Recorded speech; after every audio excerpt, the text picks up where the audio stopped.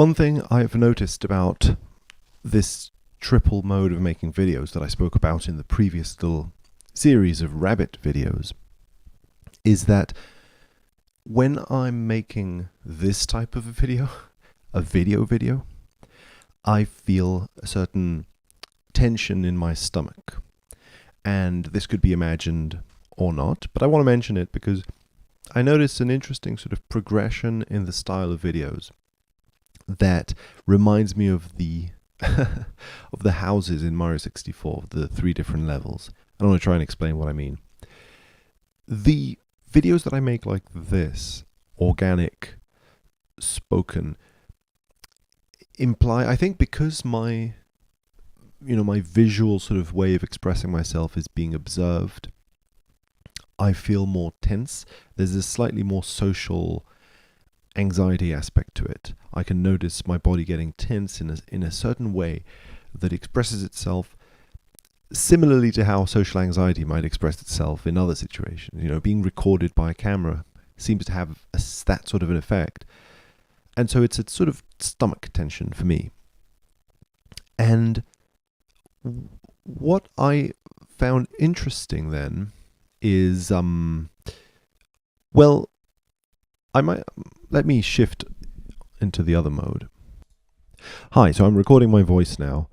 Now maybe this is unnecessary, having to shift from one mode to the other to explain what I mean, but I find that when I'm making this sort of a video, I'm really aware that my body is not being observed. And that gives a certain feeling of freedom. There is still a sort of tension because I'm speaking, but there's more of a feeling of freedom, and so the tension in my stomach is reduced compared to when I'm recording myself with a camera.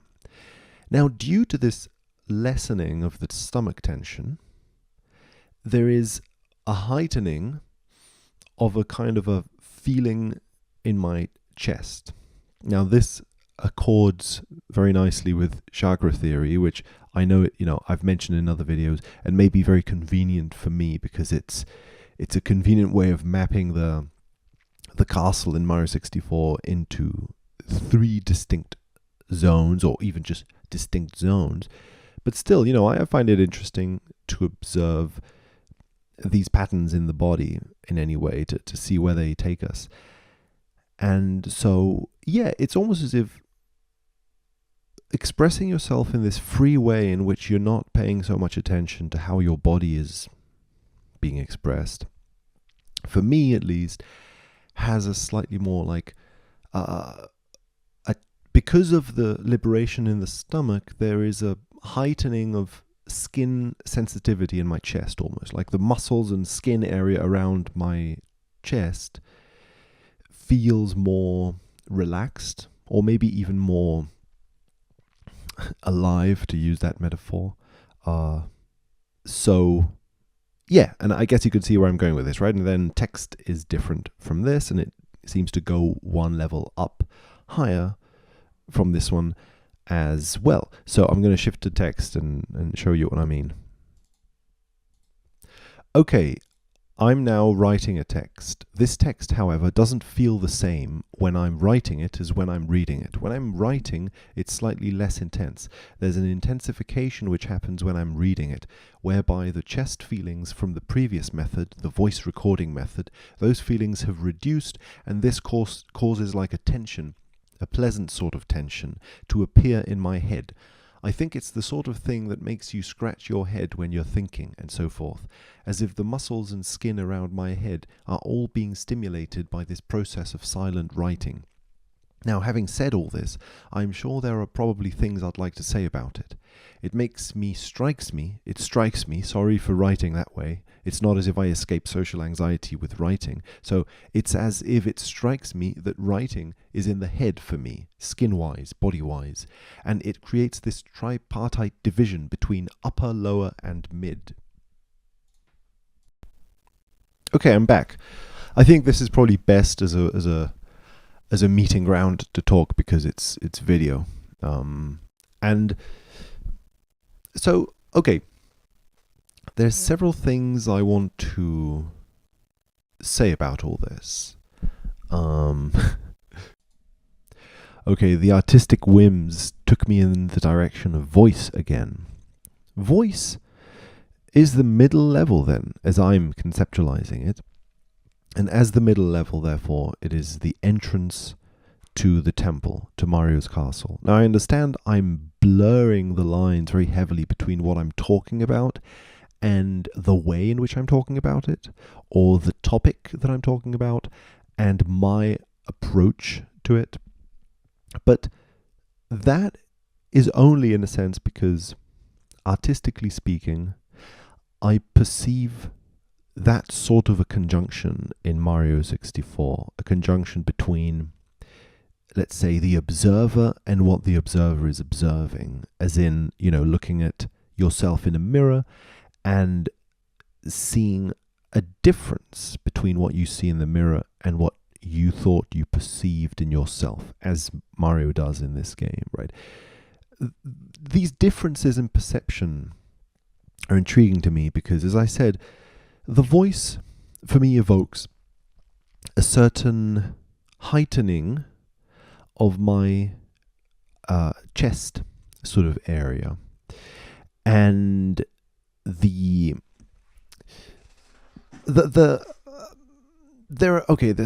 thing is, there's a million things we could say about this. One that comes to my mind right now is the entrance to the castle is like a meeting ground. You enter through there, you go to all sorts of different places. The heart, of course, is understood usually as a place of love or maybe even hate. Emotion in the sense of a relational thing. You're relating to another person. There's maybe a more communicative aspect to it, in like a person communicating to another person. Text, however, has the head in its basis, and the basis is one of letting go of assumptions of either voice or body. There is a distinctness. So in a slightly comedic kind of way, which is a little annoying to me, but I understand this is something I want to explore right now.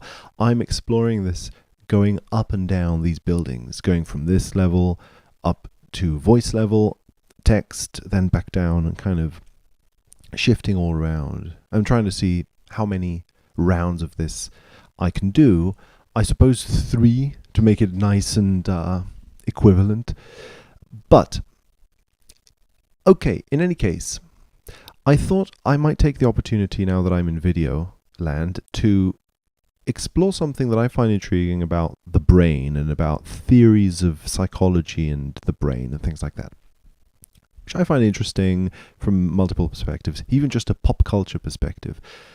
There is a pop culture idea of the reptilian brain, right? And the limbic brain. I think these are sort of pop culture ideas from the 90s that don't really resonate today with findings in neuroscience today, as far as I understand. I'm not very well versed in this, but I'm interested in exploring them anyway, even if only as metaphors that may have entered the pop consciousness for a reason, for a resonance that they may have with our lives in some way. There's this idea of the reptilian brain. I've heard also the limbic brain as being the emotional, slightly more animal, like monkey oriented brain, perhaps. Again, these theories may be junk. I'm not really sure, but I find them interesting because of how they relate to what I'm talking about. And then what I understand to be the cortex area, which I suppose tends to be associated more with the human in the sense of a self-reflective, thinking kind of mind. I may be incorrect on this, but I thought it was a nice springboard maybe to think about other things. Because I find this tripartite division of the brain very interesting, because what it associates with is the reptilian brain, as I understand it, with very primal reactions to things, like almost survival kind of instincts and movements, is one way I've seen it described.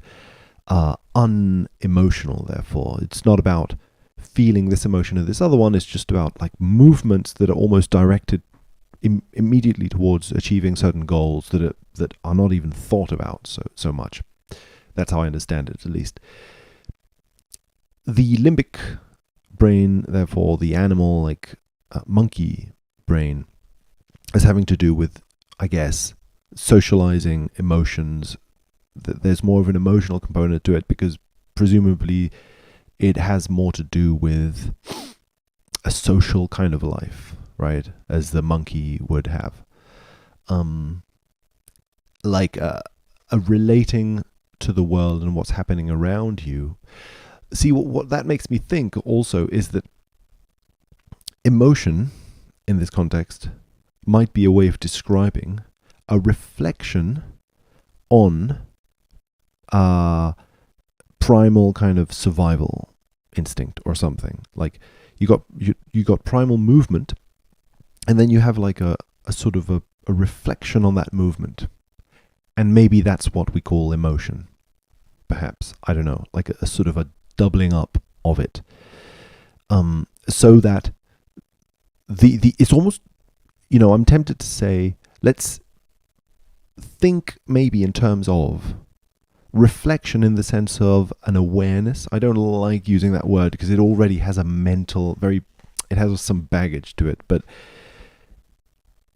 if you have these movements that you're performing, right, your behavior, your pure behavior, and if you were, let's say, aware of that behavior, again, with a caveat that I don't like that expression for this purpose, but being maybe aware of that behavior, perhaps perceiving that behavior in a certain way, may have something to do with emotion. You perceive that the behavior of recoiling from something, you can just do it, or you can do it while perceiving that you're doing it or something. And then perceiving that you're recoiling maybe is what we call emotion. And maybe the emotion we call fear or disgust or aversion or something like that. Let's say that maybe there's something like that going on. I don't know. If that's the case, then I find it interesting because it doesn't mean that what I'm calling here the reptilian stuff, which I would associate to Bowser in this case, right? So Mario is fighting against Bowser, who's some sort of a dragon, reptile, dinosaur kind of thing, turtle. I don't know. It's a mix of things, right? But if we say that he's fighting this sort of reptile being, it's interesting to me because he fights this reptile being as his final enemy. But this wasn't Mario's original final enemy. Mario's original final enemy was Donkey Kong, who's... I always say monkey. Maybe I'm being terminologically incorrect here. I don't know if monkey is the word or ape. I think I always make that mistake. But Donkey Kong, right? And so a mammal, let's say a non-human mammal, was Mario's first enemy.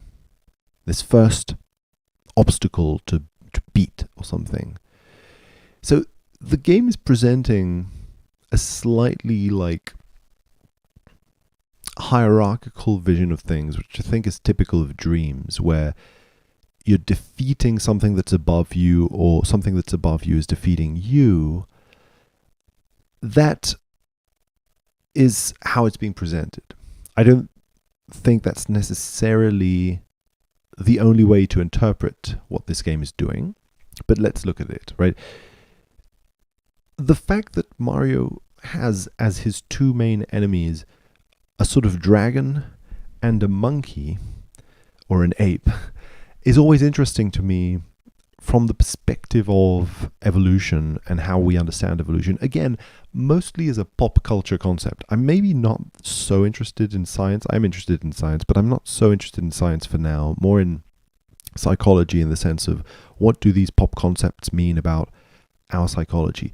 Why do these images resonate with us? The image, for example, of dinosaurs, right, is something really old in the distant past.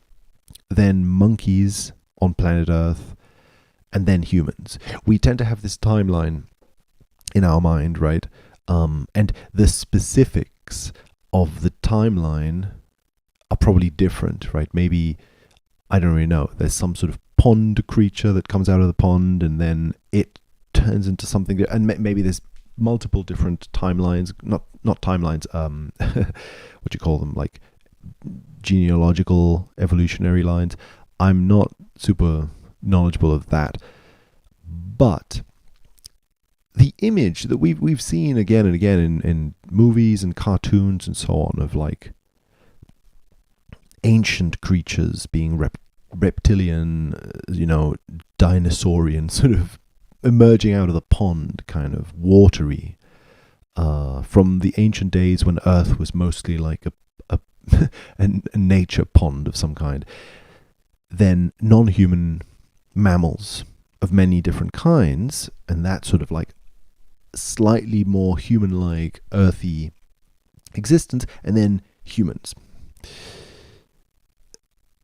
So there's this perception we have sometimes of history, right? And it's interesting to me how, when I say this perception of history, I mean like this is like a way in which we imagine often ourselves to be inscribed in this timeline, and we make all sorts of value judgments about that, and we feel that we're better than reptiles or we're better than monkeys and so on. That's a whole other question, I think, although it plays into the hierarchical nature of what's happening, because Mario is defeating these beings. But the fact that he's defeating them, to me, has always felt in resonance with this theory of evolution kind of idea, right?